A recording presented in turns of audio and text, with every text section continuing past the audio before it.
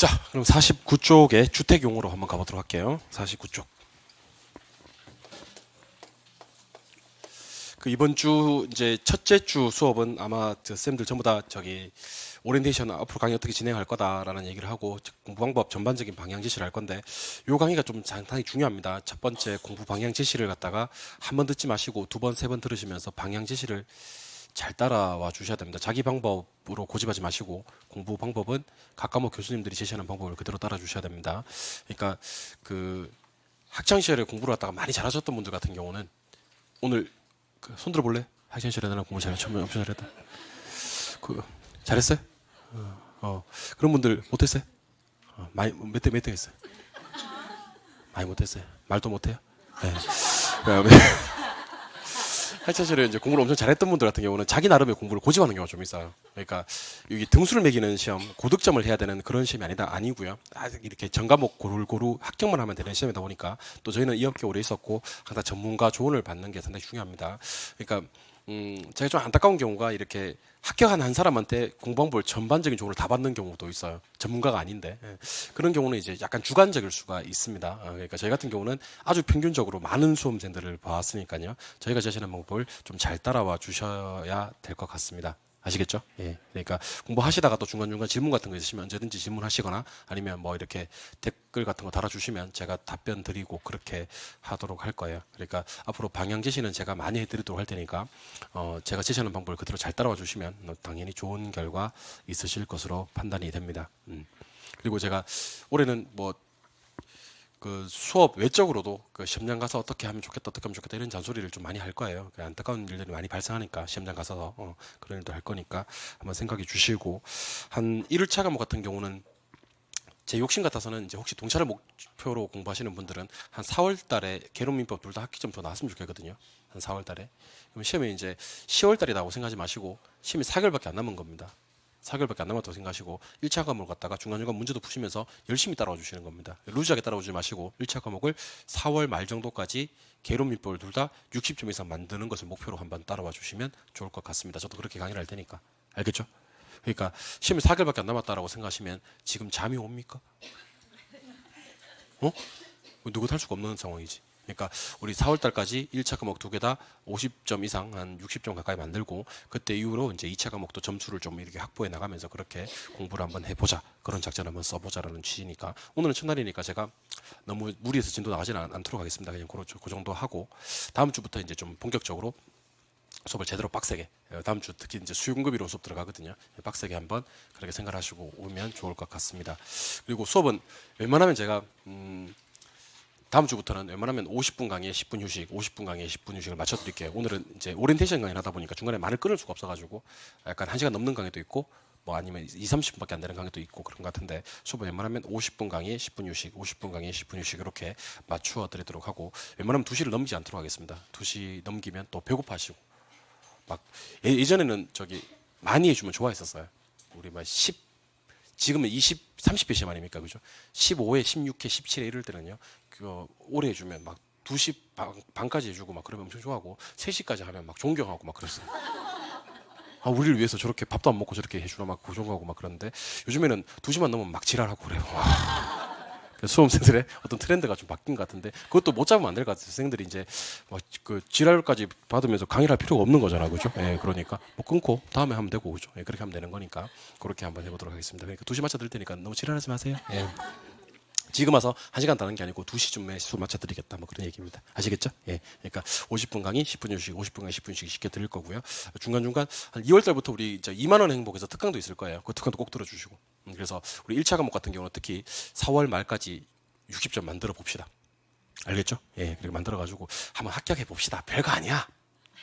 알겠죠? 별거 아니야. 그러니까 전략과 전술을 잘 세우면 별거 아닌데 자꾸 그게 안 되는 것 같아요. 제가 보니까 1차 과목 일단 4월 말까지 60점 한번 만들어 봅시다. 알겠죠? 자신 있습니까? 다 해. 다 합니다.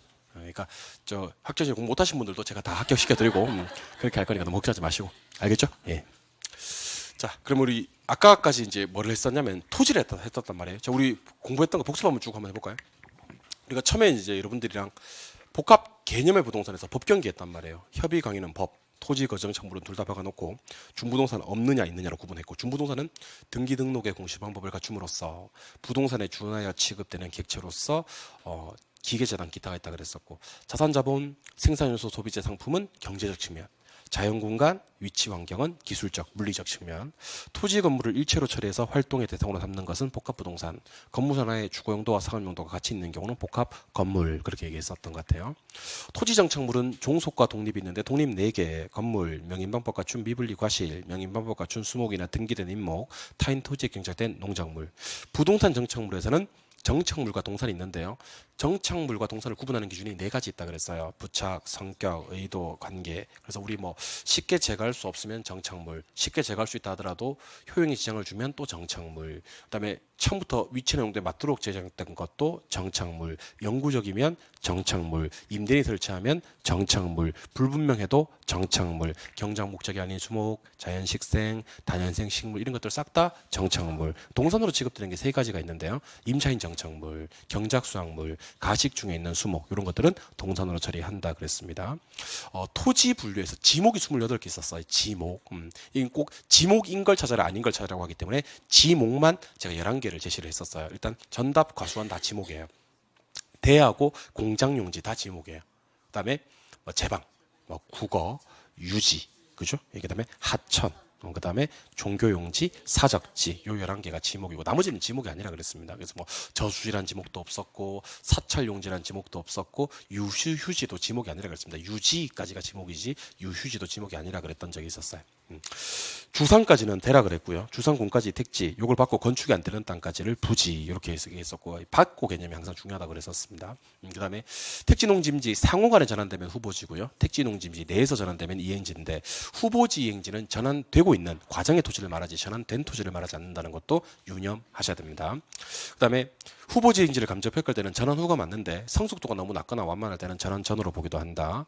그다음에 도로에 어떤 접수면도 없고 허가 안 나는 땅은 맹지, 좁은 접수면이 있고 허가 나는 자루 모양의 땅은 대지.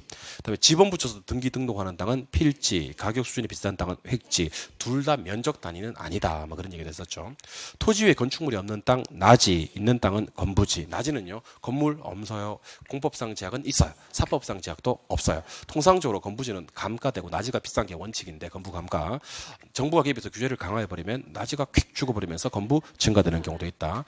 비어있는데 건폐율 때문에 비어있는 땅은 공지, 도시 토지로서 방치하면서 비어있는 땅은 관지, 놀고 있는 땅은 유로 출발하고요. 쉬고 있는 땅은 휴로 출발합니다. 소박하거나 원시적인 땅은 소지 원지, 택지 끝에 있는 땅은 한계지, 고압산 아래에 있는 토지는 선하지, 전답이 하천으로 변해버린 토지는 보락지. 하나 더 했네요. 법 있으면 법지, 법 없으면 빈지. 이용가치는 반대인데 빈지는 만조부터 등록지점 사회 토지를 빈지라고 한다 그랬었습니다. 여기까지는 다 정리되셨죠? 예. 그러니까 요렇게 하고 또 3, 4월달에 요거 한번 더 하고 그러면 집에 가서 복습 따라 안 하셔도 돼요. 그러니까 여러분들 충분히 휴교증 맞으실 수 있습니다. 오늘은 지금은 이제 이번 시간에 주택에 대해서 공부를 한번 해볼 건데요. 주택 분류는 크게 단독주택과 공동주택으로 분류가 돼요. 단독주택과 공동주택. 단독주택과 공동주택. 단독주택에 또 다시 단독이 있어요. 단독주택 안에 또 단독. 그 다음에 다중, 다가구. 그 다음에 공간. 이런 것들은 대표적으로 이제 우리가 단독주택에 분류해요. 공동주택은 대표적인 공동주택 아파트가 있습니다. 연립, 다세대, 기숙사가 있어요. 기숙사. 그래서 여러분들 시험장 가시면 막상 좀 헷갈리는 게 다가구하고 다세대가 좀 많이 헷갈리는 경우도 있어요. 그러니까 일단 기본적으로 다가구 주택은 단독주택이고요. 다세대 주택이 공동주택이라는 것을 기억해 주셔야 됩니다. 그래서 단독주택 안에는 뭐가 있냐면 단독, 다중, 다가구 공간이 있고요. 공동주택이 시험에 나올 가능성은 더 많거든요. 우리나라는 공동주택 비중이 전체 주택 중에서 75% 정도 차지해요. 단독주택은 한 25%밖에 차지를 안 하거든요. 그러니까 시험에 나온다면 단독주택보다는 공동주택 나올 가능성이 훨씬 많다. 그래서 공동주택을 아예 암기해버리세요. 공동주택 4가지를 암기해버리시고 나머지 4가지는 단독주택 그렇게 공부하는 것도 처음에 공부, 첫 단추를 끼울 때는 상당히 좋은 공부 방법이세요. 그러니까 어떻게 하시면 처음에는 공부하는 게 좀 안 좋은 방법이냐면 이거 있고 이거 있다 이렇게 외워버리시면요. 2개 나중에 짬뽕 돼버린다고. 그러니까 아예 한 개는 전혀 눈길도 주지 말고요. 공동주택 4가지 따라해볼까요? 아파트 연립 다세대 기숙사 시작. 한 번 더. One more time. 우리 공동주택은 아파트 연립 다세대 기숙사, 아파트 연립 다세대 기숙사가 있습니다. 심지어요. 이것만 알아도 한 문제를 맞추는 경우가 있어요. 자, 문제 한번 볼까요? 문제 49쪽. 49쪽에 보시니까 길잡이 문제 1번 있습니까?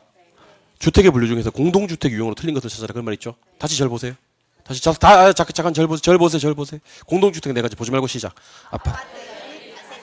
한 번 더. 마지막 한 번 더 합시다. 그래서 아파트 연립 다세대 기숙사를 끄집어내는 거예요. 그럼 당시 전화 몇 번? 요런 경우, 진짜 이런 경우는 참 쉬운 경우죠. 근데 조금 어렵게 나오면 어떻게 나오냐면 아파트 뭔데? 이렇게 나와요. 연립 뭔데? 다세대 뭔데? 다가구 뭔데? 뭐 이렇게 문제가 나옵니다. 다중주택은 뭔데? 이렇게. 근데 단독주택에서 시험에 나오는 건 2개. 다중하고 다가구만 시험에 나오고요.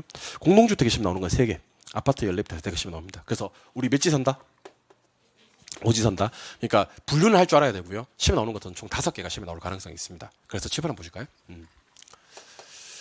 여러분들 암기하지 마세요. 내가 암기 시켜드릴 거예요. 암기는 여러분들이 해서 암기하는 게 아니고요. 제가 시키는 암기를 하는 거예요. 여러분들이 암기하지 마시고 제가 암기 방법까지 제시를 할 거니까 그냥 그렇게 따라오시면 됩니다. 자, 아파트가 있고요. 연립이 있고요. 다세대가 있습니다. 기숙사는 안 할 거예요. 그럼 여기까지는 무슨 주택이죠? 공동주택이죠. 그다음에 다가구 주택이 있고요. 다가구 주택이 있고 다중주택이 있어요. 요거 2개 주택은 무슨 주택이죠? 단독주택이죠. 여러분들 공동주택과 단독주택을 구분하는 가장 큰 기준이 뭔지 아세요? 구분 소유권 등기예요. 뭐라고요? 제가 그냥 구분 등기라고 할게요. 구분 소유권 등기. 구분 소유권 등기가 되어 있으면 이건 공동주택이고요. 구분 등기가 안 돼 있으면 그건 단독주택이라 그래요. 그러니까 공동주택인지 그 단독주택인지를 구분하는 가장 중요한 구분 기준은요. 구분 등기가 돼 있는지 안 돼 있는지로 보시면 됩니다. 구분 등기가 돼 있는 주택들은요. 호당 거래가 가능해요. 뭐 가능하다고요?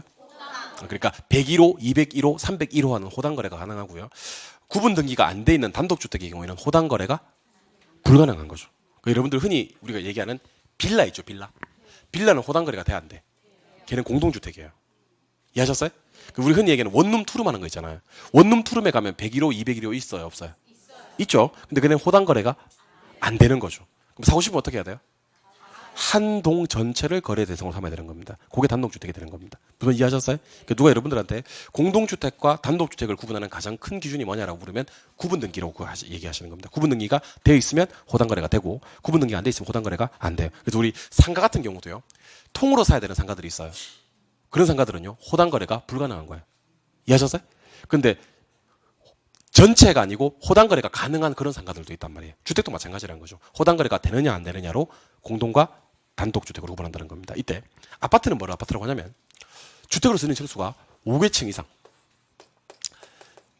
이상일 때 아파트라 그래요. 여러분들 5층하고 5개층하고는 같은 말이야, 다른 말이야? 다른 말이에요. 주택으로 쓰이는 층수가 5개층 이상일 때 아파트라고 합니다. 알겠죠? 무슨 말이냐면 자 보세요. 6층이에요, 6층. 듣고 있나 지금? 6층인데 1층부터 3층까지는 상가야.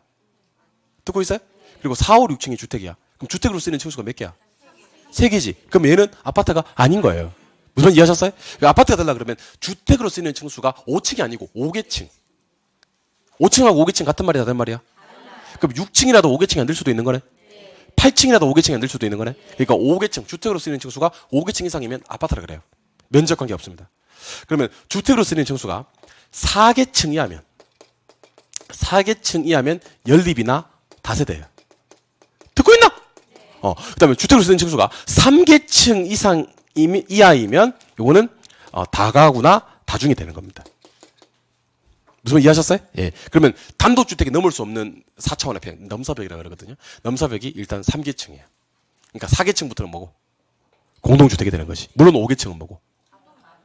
아파트가 되는 거고. 이해하셨어요? 예. 근데 660 한동 면적이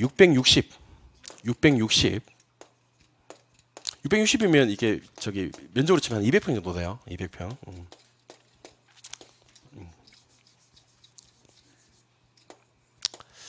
660을 초과하면 연립이에요. 660 이하면 다세대고. 그럼 질문. 연립과 다세대를 구분하는 기준은 층이에요? 면적이에요? 면적으로 구분하는 거예요. 660을 초과하면 뭐고? 이하면? 다가구 주택은 660 이하예요. 그럼 대답하세요. 다세대와 다가구는요. 뭐로 구분할 수 없어요? 면적으로 구분할 수는 없어요. 둘 다 660 이하니까. 그럼 뭘로 구분하는? 층으로 구분하는 거지. 4개층이 하면 뭐고? 다세대. 3개층이 하면 다가구. 그다음에 다중주택은요. 330 이하예요. 330. 이해하셨어요? 근데 시험장에 가셔서 문제를 푸는 방법은요. 시험장에서 문제를 풀 때는 요걸 다 알면 제일 좋아요. 다 아는 건 기본이고 몰라야 된다는 얘기가 아니야. 다 아는 건 기본이고 더 중요한 건 뭐냐면 키워드를 알고 계셔야 돼요. 키워드를 알아야지 문제를 빨리 풀 수 있습니다. 그래서 여러분들 문제 풀다가 5계층이 뜨잖아요. 무조건 아파트예요. 아파트에 5계층이 안 뜰 것 같거든. 여러분 자 봐봐요. 이거 자 따라해봐. 이하 초가가 뜨면요. 무조건 연립이에요. 그 초가가 연립에서만 떠요. 다른 데서는 초가가 안 떠. 그 연립은 일단 뭐부터 있는지 보는 거야. 초가가 있는지 없는지 보는 거야. 초가가 없으면 X가 되는 거야. 무조건 X가. 이해하셨어요? 그리고 300 제가 참 좋아하는데요. 우리 다중이 내가 정말 좋아하는 다중인데요. 330. 330이 뜨면 무조건 다중이에요. 330은 무조건 다중이에요. 알겠죠? 그럼 한번 해볼까요?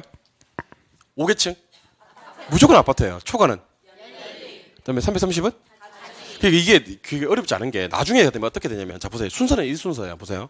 아파트 있고 연립 있고 다세대 있고 다가구 있고 다중이 있습니다. 아시겠죠? 얘는 몇 개? 5, 4, 3. 얘는 면적 없다 그랬죠? 660 몇 번 쓰고 3번 쓰고 330 한 번 쓰면 돼. 그리고 요것만 초가 나머지는 이하. 이거 나중에 만드는 건 어렵지 않다고 여러분들. 그러니까 순서가 어떤 순서라고? 아파트, 연립, 다세대, 다가구, 다중인데 숫자 청수부터 한번 해볼까? 5, 4, 3, 3. 아파트는 면적이 없어. 그럼 어떻게 합니까? 초가 660, 330 박아놓고 어떻게 해요? 초가 이하 이렇게 만드는 건 의미 크게 어렵지 않다고. 나중에 암기법은 내가 다 암기를 시켜드릴 거라고. 근데 키워드가 중요하다고. 330 초가 5계층 아파트 연립 다중 330 초가 5계층 연립 너 떨지 말고 떨지 마요 떨지 않아도 돼요. 연립 다중 아파트 5계층 초가 330 다중이 연립 아파트. 그래서 한 장을 넘겨보시면 예, 떨지 말고 두 문제를 풀어볼 겁니다. 50쪽에 2번에 다음 법률적 요건을 모두 갖춘 주택을 찾아라 그런 말이 있습니까? 근데 뭐가 떴어요? 무조건 정답 몇 번? 너무 쉽지 않나요? 그러니까 이게 키워드예요. 키워드를 잡아가는 게 사실 중요합니다. 5계층 초가 330 한 번 더 해보겠습니다. 3번 주택의 유형에 대한 설명이다. 옳은 것을 찾아라 그런 말 있죠? 1번에 뭐가 떴는데? 초가 있어 없어? 그러면 땡. 660 초과입니다. 예. 이번에 다가구가 떴죠? 한 줄 내려오면 330이 떴죠? 그러면 돼, 안 돼? 안 돼. 3번에 다세대가 떴죠? 옆에 330이 떴죠? 그러면 돼, 안 돼? 안 돼. 4번에 다중이가 떴죠? 330이 떴죠? 그러면 돼, 안 돼? 돼. 안 돼요, 돼요. 이렇게 해요. 뭔 말인지 알겠죠? 안 돼요, 돼요. 이렇게 해야 되는 거예요. 안 돼요, 돼요. 답은 몇 번? 4번에 되는 거. 뭔 말인지 알겠죠? 예. 그래서 아는 거랑 키워드 잡아서 문제 푸는 걸 좀 구분을 하셔가지고 접근했으면 좋겠어요. 아는 거는 당연히 알아야 되는 거예요. 그건 아주 기본이고 문제를 맞추는 사람은 기본이고 키워드를 잡아서 공부하시는 겁니다. 자 다시 세팅해 드릴게요. 5개. 자 저 보세요. 아파트 연립 다세대 다가구 다중 됐어요? 다시 아파트 연립 다세대 다가구 다중 됐어요? 예. 그런 다음에 층수부터 어떻게? 54433이에요. 예, 면적은 이렇게 합니다. 없고 660 330 시작. 얘는 없으니까 어떻게 합니까? 시작 마지막으로 초과 이하 이렇게 하는 겁니다. 그 세팅은 당연히 할 줄 알아야 되는 거고 암기 방법 알려드렸으니까 그죠? 그거 말고 키워드로 문제 푸는 거 330에 초과에 5계층에 아파트에 연립에 다중에 네, 그렇게만 여러분 정리하시면 됩니다. 교재 한번 볼게요. 교재 49쪽으로 합니다. 교재 49쪽 가시니까 3번에 주택의 용어라고 되어 있나요? 예, 주택의 용어에 단독주택하고 나오죠? 4개를 묶으세요. 일단 4개가 있다는 건 아셔야 돼. 단독, 다중, 다가구, 공간 4개. 묶으셨어요? 예. 공동주택도 일단 4개는 묶으셔야 됩니다. 뭐 있어요? 아파트, 연립, 다세대, 기숙사 이렇게. 하셨어요? 예. 그리고 우리가 진하게 처리가 아니지.